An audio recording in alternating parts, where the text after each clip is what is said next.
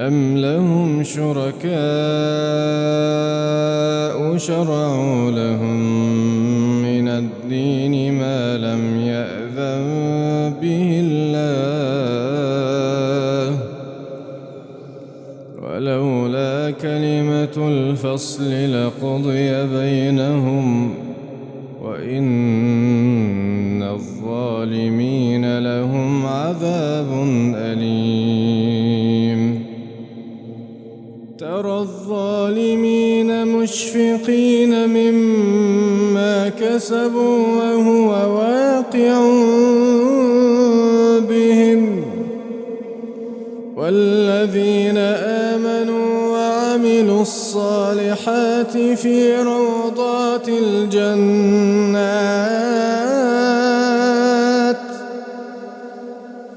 لهم ما يشاءون عند ربهم ذلك هو الفضل الكبير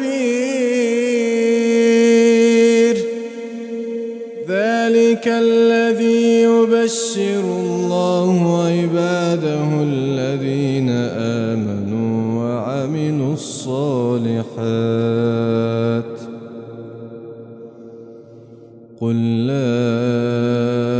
أسألكم عليه أجرا إلا المودة في القربى ومن يقترف حسنة نزد له فيها حسنا إن الله غفور شكور أم يقولون افترى على الله كذبا فإن يشاء الله يختم على قلبك ويمحو الله الباطل ويحق الحق بكلماته إنه عليم بذات الصدور وهو الذي يقبل التوبة عن عباده وهو الذي يقبل التوبة عن عباده ويعفو عن السيئات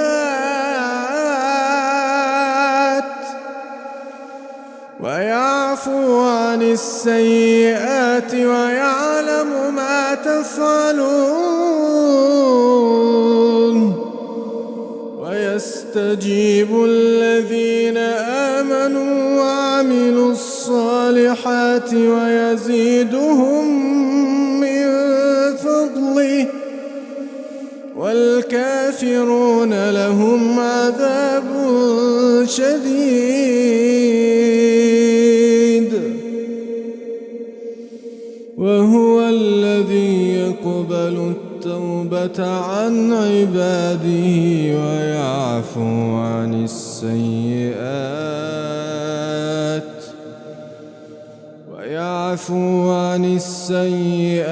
ويعلم ما تفعلون